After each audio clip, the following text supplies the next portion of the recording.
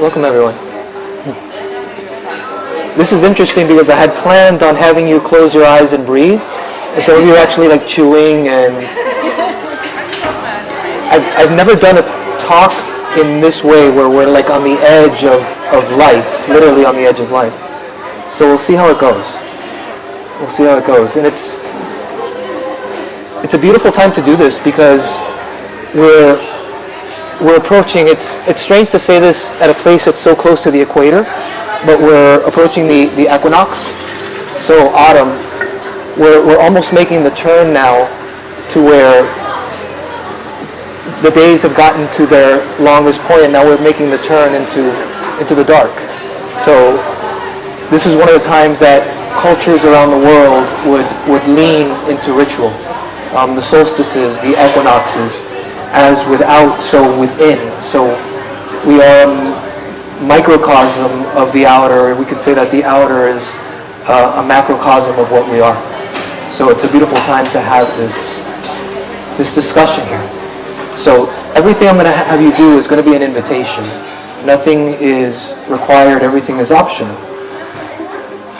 The beautiful thing about ritual is even if you're in the presence of it without actually participating, something happens. Something is felt, something is sensed. So, if you'd like, close your eyes. If you're chewing, you can keep on chewing. If you're eating, you can keep on eating. Feel free to adjust what I'm going to ask you to do as needed.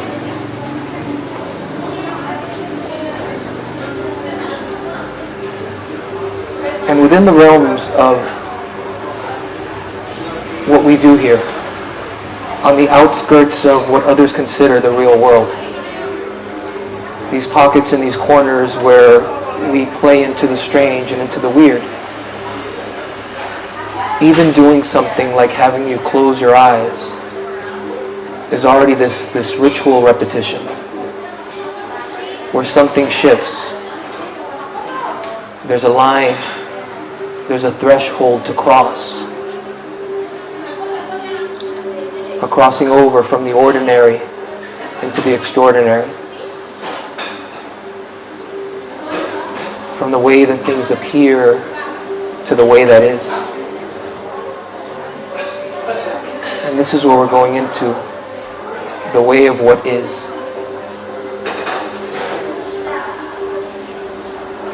So soften back even further behind your eyes towards the back of the cave of your skull. Let the tension around your eyes soften. Allow the sense of your tongue floating up and back into the roof of your mouth. Even a sense of a lifting of the scalp.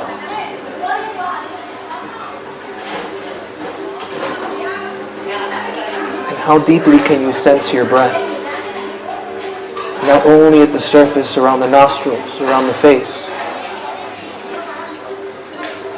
but right on its wings, deeper in, to the hazy place where breath begins.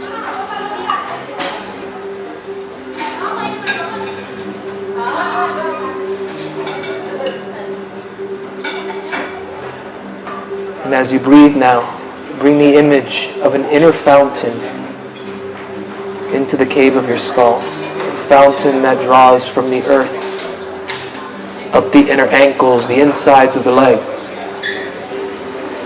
up through the ocean of pelvis and belly, past the cave of your heart, flows into the cave of your skull. We're drawing in of the outer into the inner. And as you inhale, sense this drawing up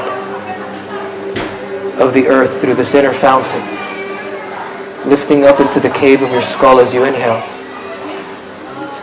And as you exhale, imagine the breath expressing out through your dragon eyes,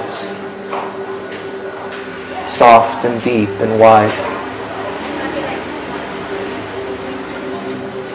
Keep sensing your breath in this way, a drawing in and up. an expression out through dragon eyes.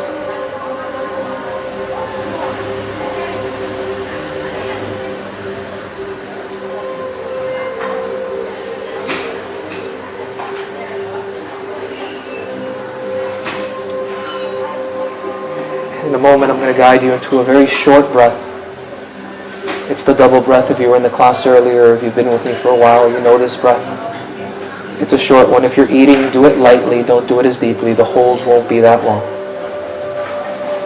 The breath will be in through the nose, adding a little more at the top, and then exhaling everything out of the mouth. So the pace will sound like this. And we'll do it just for about 30 to 45 seconds, somewhere around there. And again, it's an invitation. If you'd like to join, take a full inhale to prepare. And a full exhale to prepare. And we begin.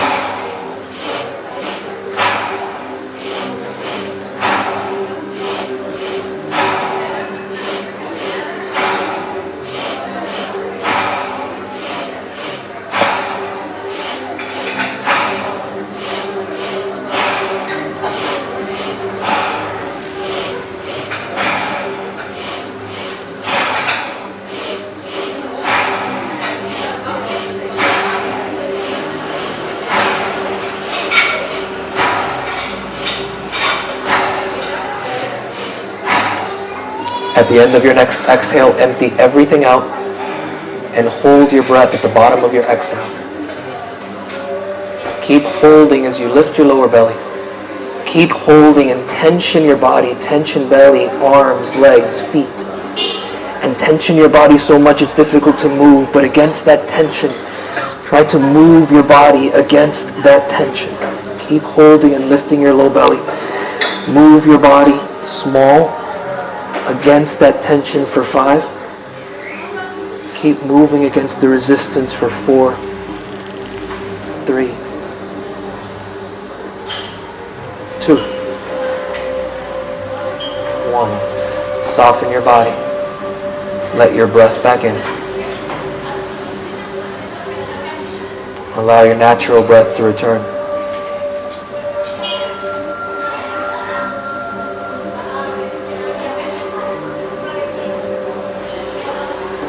And let the sense of the depths grow.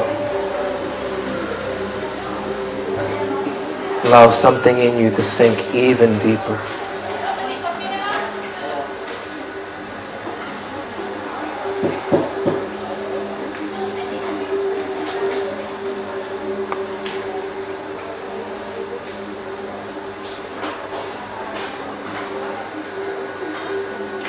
Find the dragon breath again, this lift of the inner fountain. And exhaling out through soft dragon eyes, deep dragon eyes.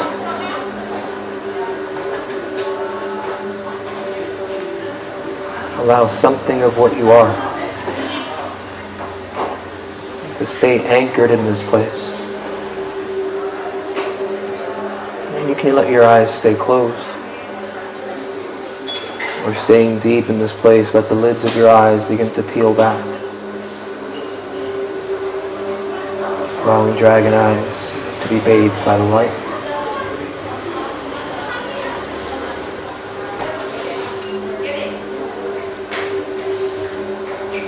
And see if you can stay tethered to this place.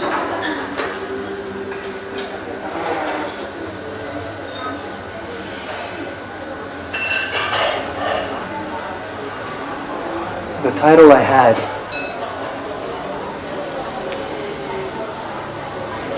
for these moments we'll have together now, I think it was edited down to myth, ritual, and reason. but I think what I had written was something like myth, ritual, and reason. Myth, ritual, reason, and the resurrecting of the soul of the world. And the resurrecting of the soul of the world. Resurrecting might be a little dramatic.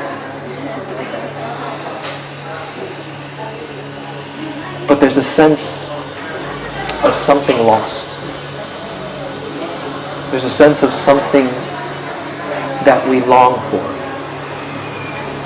And whether you realize it or not, it's easy for me to say this within this group. Whether you realize it or not, the fact that you're sitting here means that you feel it. If you didn't feel it, you'd be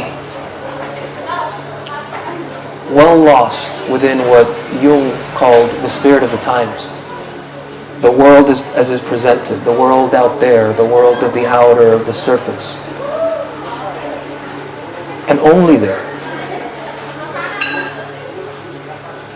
And in that world, or in that aspect of ourselves, that feeling that we sense, that longing, that ache for something, that sense of being drawn towards something that is unsatisfied within the world that's been given to us, is a problem to be solved. That something is missing and we're trying to appease it or fill it. And what I would offer is, from another perspective, that longing and that aching is not a problem. It's a gift. It's the gift. It's the candle in the window that draws us towards something deeply beautiful.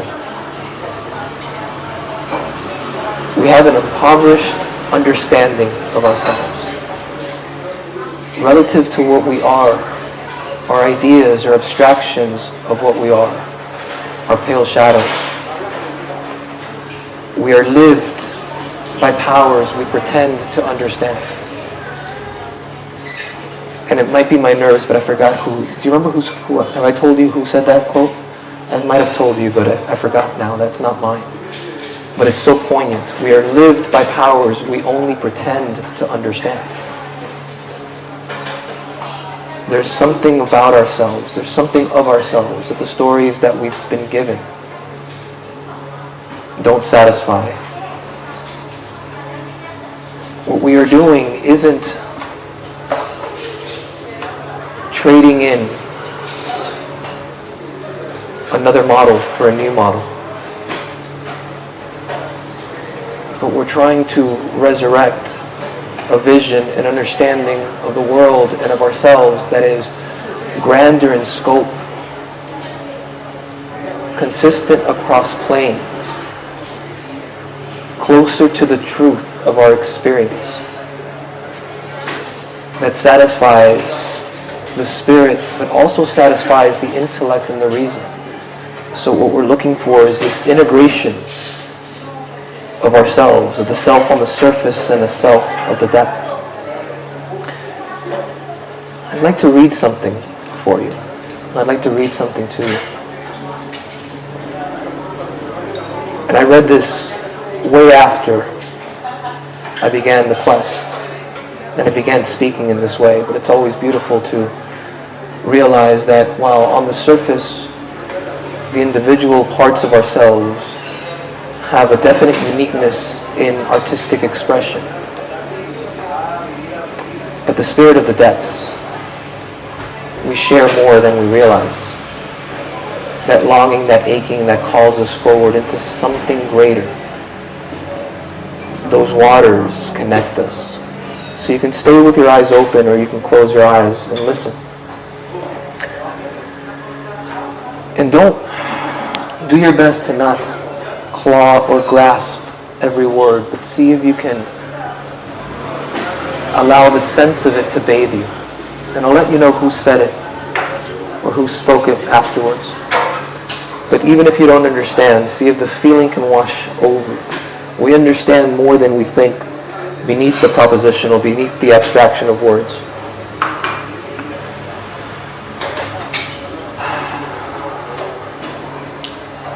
My soul, where are you? Do you hear me? I speak. I call you. Are you there? I have returned. I am here again. I have shaken the dust of all the lands from my feet, and I have come to you. I am with you. After long years of long wandering, I have come to you again.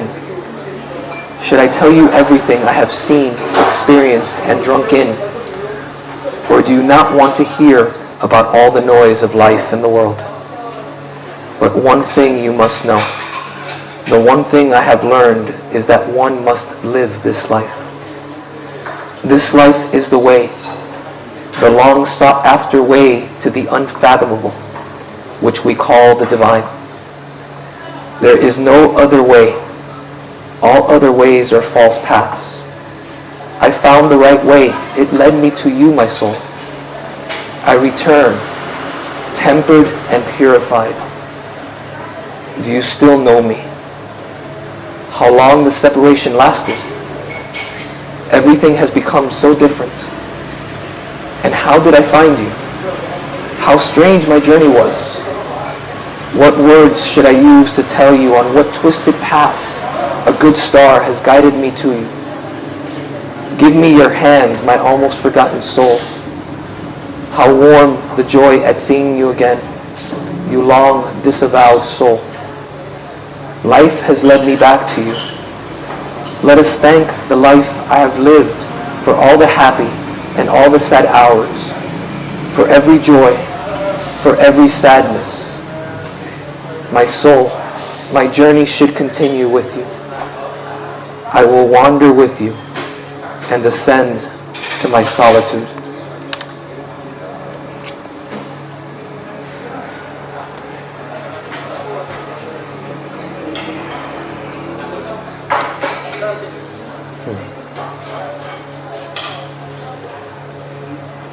The man that wrote those words was Carl Jung.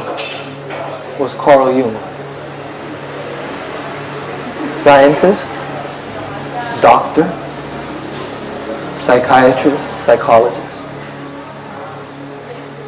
Have you heard of the Red Book? You've heard of the Red Book? Do you know when the Red Book was published? How? Recently. I don't think it's been a decade yet. I don't think it's been 10 years yet. And Carl Jung passed away, was it the 50s? In the 50s. Think about the delta amount of time from the time that he passed to the time that this was published. He wrote this book somewhere around the early 1900s, and he put it away. He hid it away. He knew that if he released this book, that all the other works that he would write would have a very difficult time in the public realm, in the public culture, that he would not be taken seriously. Carl Jung, who's changed the face of psychology and psychiatry and the way that we see personality forever, maybe the second most well-known psychiatrist of all time. From 1913, for almost 100 years, these words were hidden somewhere. Even his family resisted their publication because they didn't want him to be minimized in our public scope. This book and these words were even written before his books of psychology and his psychology took root in our culture. Meaning that everything that came afterwards, the Jung that we know, the Jung of the archetypes, the Jung that influenced personality psychology and process psychology and all of these other things that came later on, all came from these insights, from what he later would call this active imagination, his own quest for the depths, the quest for his soul.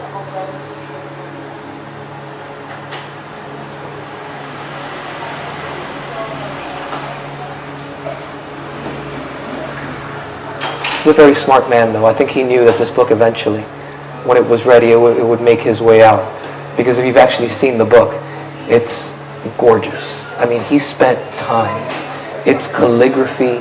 He drew his own iconographs in it. It's gorgeous. I mean, I can't read that part because that part, I believe, was in German.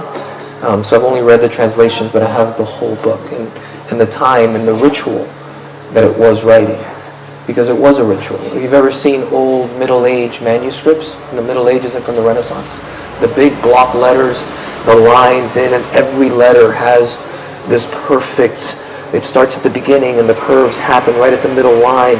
The calligraphy of this is how this book was written. It was all written in ritual. That's the way that he wrote these words. And his whole philosophy and psychology was built on the ground of the depths of this. And you could hear the ache in him. And by this time he had already been pretty successful. He hadn't been successful in the public realm in the way that we know him, his popularity. But he had all the money he could want. He was successful in family. He was well respected. And he was empty. Something was missing.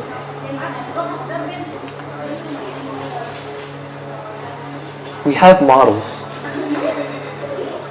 I'll call them models, but I'm going to change the word in a moment. We all have models of the world. We all have models of different things, abstractions. Our language, our verbal language is a model. Our bodies as machines is a model. A mechanical universe is a model.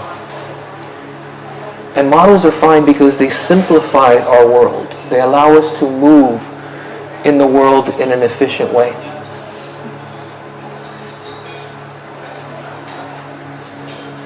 But it becomes problematic when we mistake the model or the map for the territory, the abstraction for the concrete.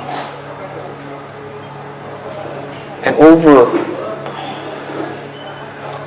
conservatively, over the last 500-700 years, we've shifted our model. You see,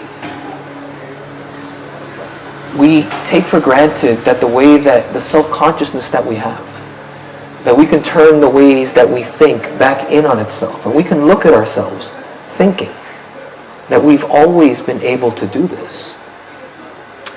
Here's an interesting experiment. When do you think the first human happened? Do you think that there's a time that you can point to and be like, before this time, no human, and then this birth happened and human? I'm sorry? No human. Is that a possibility? I'll ask you, if you've seen the spectrum, if you've seen a rainbow, can you point to me on the rainbow where red happens? The one moment where it goes from not red to red. It's impossible, right? There's this movement from yellow to orange to red to purple to blue. And we simplify the world. And we say, well, there's yellow, there's orange, and there's red. But it's a scale. There's nuance. There's subtlety. The reality of color. The experience of color is not like that. We can't limit the real world into these abstractions. So the idea that there was some time that there wasn't humanity, that there was some time that wasn't consciousness, and boom, there it is. It didn't quite happen that way. But we can be sure that there was a time where we lived much more from the depths, from instinct only. This self-consciousness that we could turn our thinking back in on itself and think about thinking. Think about why we think that way. Challenge our own ideas. Is that the right thing to do? This is new. For a long time, our ancestors were just reacting instinctually. Yeah, babies are like this. There's this idea of, niyatni is not quite the right word, but there's this idea as we develop through the stages of our evolution. And if you see embryos, like from embryos to fetus, it's like we look like little one-celled things, and then we look like little tadpoles, and then we look like little creatures, and then we look like little mammals, and then we look like little monkeys, and then we kind of go through the stages. And our consciousness, one of the theories is that it's the same. Freud called this the oceanic consciousness, where us as babies haven't developed this self-consciousness that's the epitome of human thought yet. So there's no distinction between who I am and what is happening. There's no difference. I am the process is I, everything is the same. But somewhere along the line, the beauty and the separation of our consciousness was able to start to develop this other way of seeing and being, where we could turn it back on ourselves, where we could abstract, where we could think. And it's much more recent than we think it was. We just take this other thing for granted. And over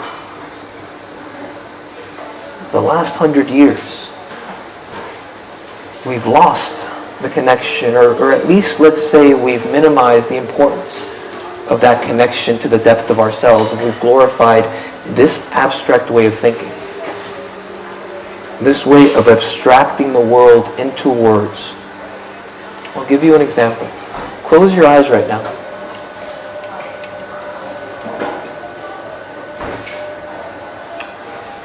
What do you feel?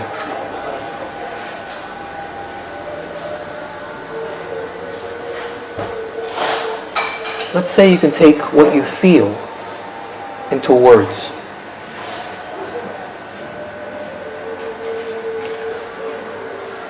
Can someone give me a word about what they're feeling? I'm sorry? Connected. Connected. Cool. Connected. Anybody else have a word? I'm sorry? Red. Great? Red. Red. You feel red? I like that. Okay, that's pretty poetic. Yeah, red. Connected, red. Anybody else? Anybody feel happy? Happy?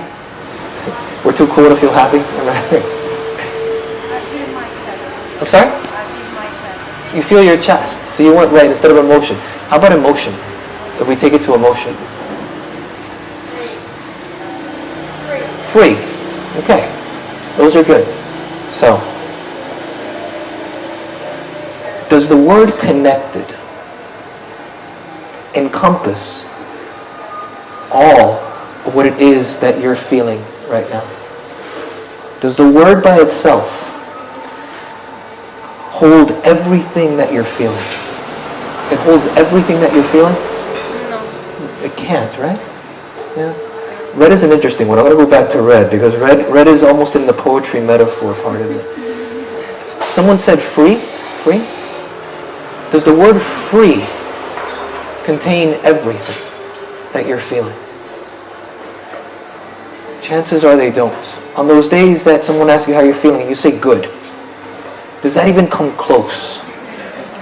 So what we're doing is we're taking something that's infinitely deep, infinitely rich, infinitely alive and present, and we're scaling it down to something that's manageable, the way that we do with the color red. This is a beautiful thing. It's not something that we should lose, but it needs to be balanced by this other sense of the depth. And we've turned this around where our models are held in higher regard than the depths that they're trying to point us towards. That we hold the words in higher regard than the depths.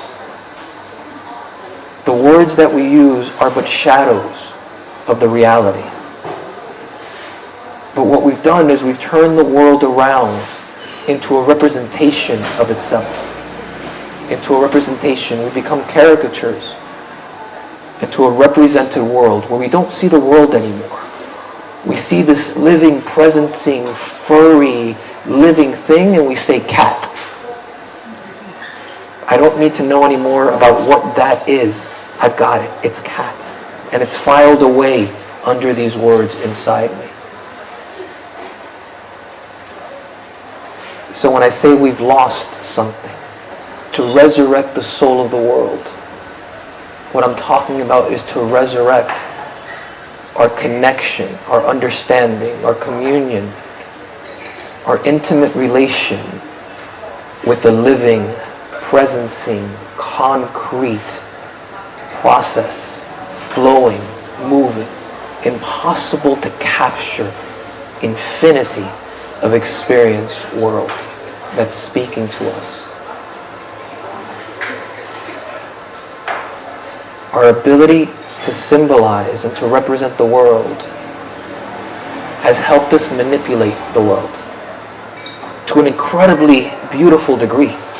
I mean, it's amazing what we've done with reality. Anybody disagree? We've molded and shaped and manipulated the world in ways that would seem like absolute magic to those just 1,000 years ago, would be in disbelief. We would all look like wizards and shamans and witches to what we're able to accomplish in this world. But we've made the mistake of thinking that manipulation, apprehension, the ability to reach out, hold, and figure out where to push a button in order to make something happen, that somehow that's an equivalency to the comprehension of the world, to the comprehension of ourselves. We have, and again, don't get too lost on the models, because I also have to use models, because we have to bridge. The word metaphor at its roots means to bridge. So we're trying to make a bridge between the unknown, the unfamiliar, and the known. So to cross that bridge, we'll use metaphors. We have at least these two ways. Your brain is divided into two. It's split down the middle. This is too short for me to bore you with all the details of this. But this isn't accidental. This is incredibly intelligent. Each part of your brain, each half of your brain holds consciousness. Meaning, we can put one side of your brain, one lateral hemisphere of your brain to sleep. You can do this chemically. In the lab, they rarely do this anymore because it's aggressive, but they did a lot of these experiments when we weren't so compassionate to individuals. And with just one half of your brain, you would have consciousness. It would be a very different kind of consciousness. Now, the left hemisphere aspect of ourselves is this way of apprehending the world. It's got a very narrow focus. Some of the science behind it is that this part of our brain, this way of seeing, allows us to manipulate small things, to get food, to get tools, to focus in on something at the exclusion of everything else. It's hyper-focused. It sees and knows only a little bit, but it knows that little bit in high resolution. The right hemisphere of ourselves is very different. It's a much broader way of seeing the world. It understands its limitations. It also understands how little it knows. It also means that it's a lot more unsure. It doesn't see the world in black and white. It sees grays. It sees nuance, subtleties, possibilities, the limits of our understanding. The left hemisphere of ourselves doesn't see it that way. Even though it sees a very narrow scope of the world, it thinks that it sees everything. We all know people like this, right? This is a personality thing. It's a personality thing where everything is black and white. Everything is right or wrong. We have no nuance. We have no gray. There is no, well, maybe this or maybe that. Think about the world that we live in now. Which of these ways of seeing have we begun to glorify?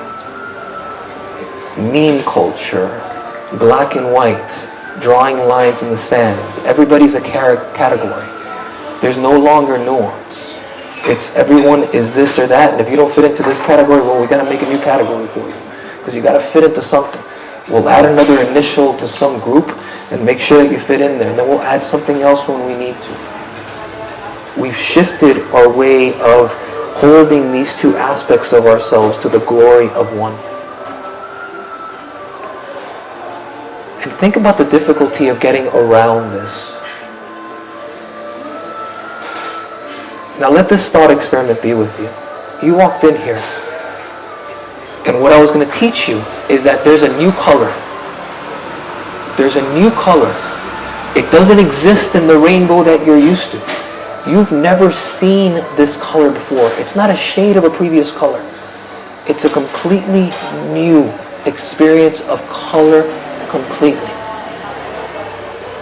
And you want an experience of this. But without your knowing, you've had these red lenses on your face since your birth. They're very close to your birth. So you're walking around with red lenses on your face. And you don't know that you have these lenses on.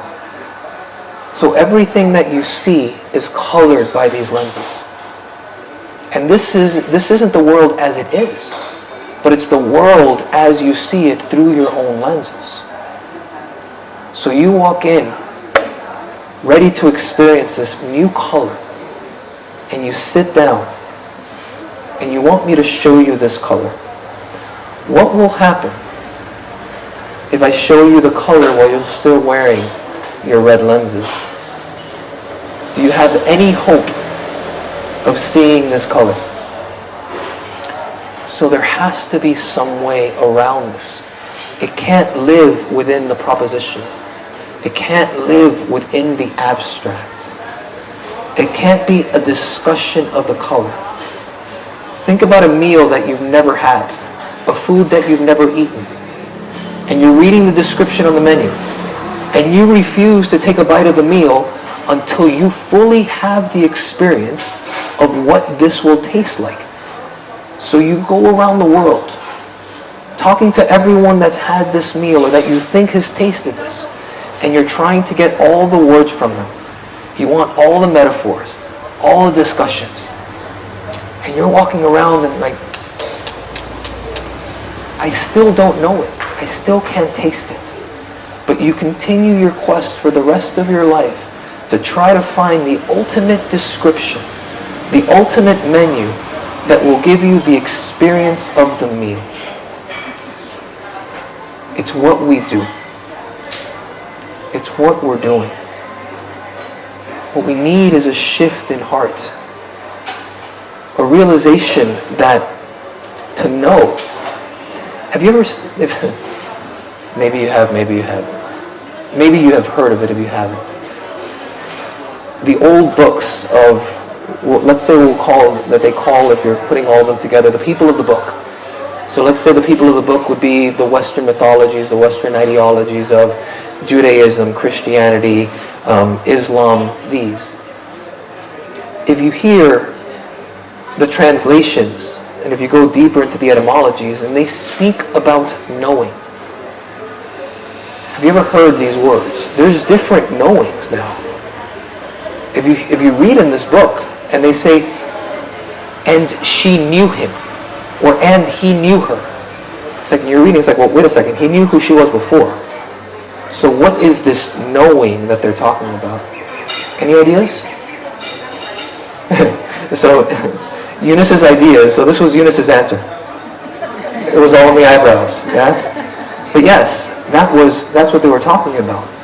They were talking about sexual relation. They were talking about not just, do I know your name, do I know your history, do I understand propositionally, like what you look like, your personality. There was another knowing underneath. Who's been to Paris? Oh shit, okay, fine. Beautiful, beautiful. Who hasn't been to Paris? Okay. Those of you that haven't been to Paris, do you know what Paris is? No, I know what Paris is. Okay, he went too deep. Yeah, I should have asked Igor. He's been with me too long. But you know of Paris. You've read a little bit of Paris, right? Eiffel Tower, Leaning Tower of Pisa. You understand that there's cafes everywhere. You've heard some of like the background music of what that must be like. You've heard that French waiters and waitresses are rude. Like you have like some of this understanding of what this is. Those of you that have been to Paris, does my knowing what Paris is abstractly, is that the same as your experience of being there, of smelling the air, of sensing the people, of this other thing that is to know, that's underneath the proposition?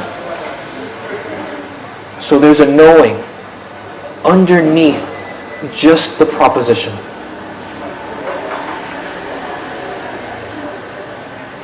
Now, myth and ritual. Myth and ritual were a way to know underneath the proposition. And here's something interesting about these two things.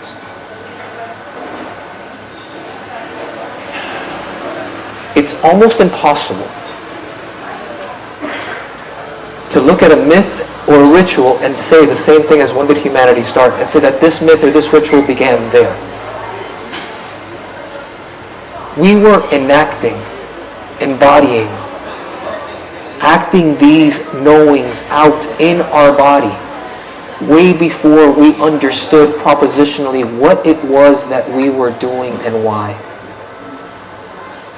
Some of these stories, these myths, no one sat there and understood all the nuance and subtlety of what these myths were trying to speak to us about. Something deeper than our linear, rational, abstract understanding was being transmitted forward within these myths and within these rituals.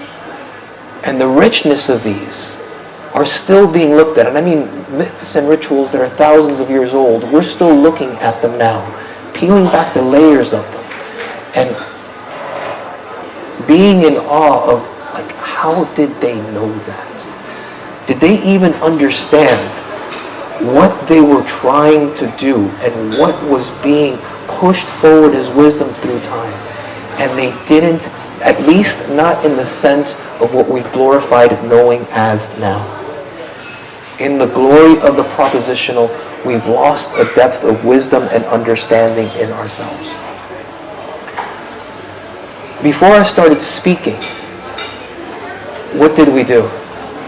I didn't go right into this. We breathed, we closed our eyes. We went into mythic symbolism. We went into the depths. We went into an enacting of something in the body, of the presencing of something beneath the representation of it. We went into ritual. We went into ritual. One of the other aspects of ritual is that it has this capacity to transcend the lenses. Mystical and mythic experiences have the capacity to shift us beyond the linearity of the way that we see through the representation of our lenses. It allows us for a moment to peek above our lenses, or to even realize that we're wearing these red lenses for a moment, to allow us to see the new colors behind them. It allows us a glitch, a moment, a piercing of the veil, a peek behind Maya, a look into the Tao. Not the Tao that can be told, but the Tao behind it. It allows us to see behind the idols, into the icons, and through them into the other side. Did you hear how many different traditions I just mentioned in those few sentences? I mentioned, Far Eastern, Near Eastern, Western mythologies. This is not something for just one tradition. This is not something for just one culture. What myth and ritual is to get us beyond and beneath the layers that prevent us from seeing the richness of the ground of being, the dark mystery, the spirit of the depths. Close your eyes for a moment. The invitation is to close your eyes for a moment.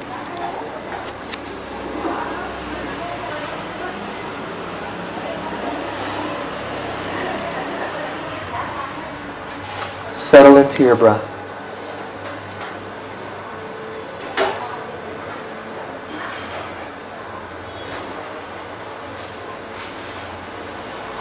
Jung said one more thing. Well, he said many things. He said this one more thing.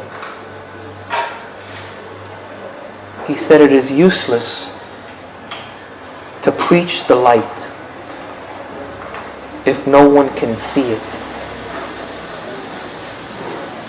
It is much more needful to teach the art of sensing and the art of seeing. What rituals do is to take us beneath the propositional, into the wisdom of the depths, into the subtleties of the mysteries, into the relationship with a living, presencing existence. There is a world, a real world, beneath the world you think you know, the one you take for granted. To lose myth and ritual is to lose the connection to the spring that flows from the ocean of the dark mysteries that we are, that spread backwards into the ancient and forwards into the aspirational and into the surface. To reconnect with the depth of what we are is to bring both of these aspects into relationship again.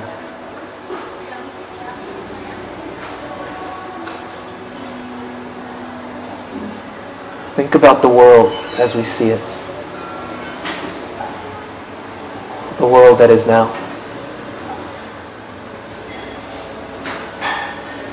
Which side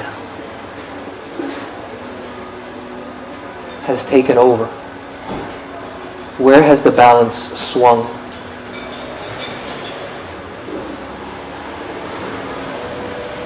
A represented world, a world of black and white. And the depths that I'm talking about are not supernatural, but they're the depths of the nature of reality itself. Within these models that we've created, we need to remember that whether we like it or not, we all live from a religion. Religion, religio, to bind ourselves to a way of seeing, to a way of being in the world. Whether we understand it or not, we all live from a religion. And the religion that's reared its head to take the place of the religions that we've done our best to kill. Not without reason. There was corruption. There was pain and misery that were walking hand in hand with the myths and the rituals and the ecology of practices that these religions held for us. This way of transferring intergenerational wisdom through time. Ways of seeing and orienting ourselves and not getting lost in the abstract but connecting to the depths. Religions held these, the traditions held these, the wisdom traditions held these for us. But in the rebellion, we turned back and we stamped these out. But we didn't realize what we lost. We lost our connection to the depths. We've returned to religion, but to a reductionist view of the world. Either to a reductionist scientific view, thinking that everything that is real is in matter, is in what can be seen and what can be measured. And everything outside of what can be measured is not real. That we can reduce the world to parts, and that all the world is, all that we are, is a sum of these parts.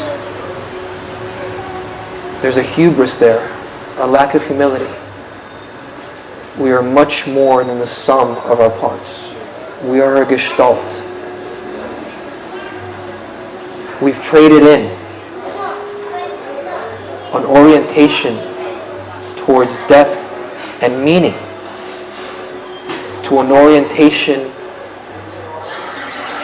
of resource and comfort thinking that the ultimate goal of life is to gather as much as we can and to be as comfortable as we can, and that somehow comfort and ease is the richness of life. And we've never been more comfortable in general as a world. We've never had so many resources and so many riches, exterior riches at our fingertips. And we've never suffered internally with anxiety and depression and a loss of meaning as we do now.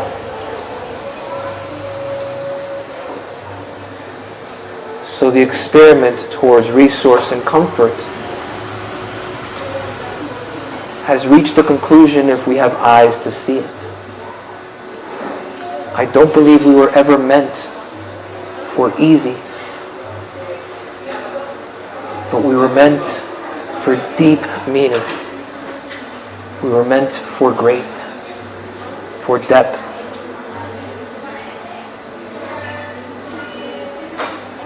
Rituals are rarely easy. They can be small ones. But if you look at ritual,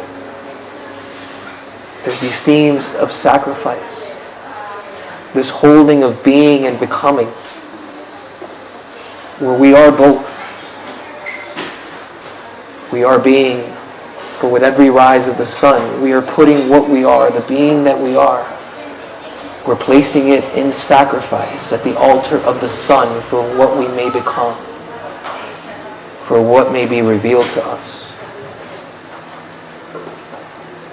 The depth of ritual cannot be expressed in words, which is funny considering that I've poured words. But the words that I'm pouring in the spirit of what Pascal said, and he wrote volumes and volumes. And he said, I'll write millions of words in the hopes that you'll light a candle. Meaning the words are poor fingers, shadows of a reality, pointing at the moon, pointing at the experience, pointing at your depths. So the words hopefully are an inspiration to myth and ritual, not as something primitive or superstitious, but as a deep well of wisdom, the other half of ourselves, the answer to the longing and aching that we feel.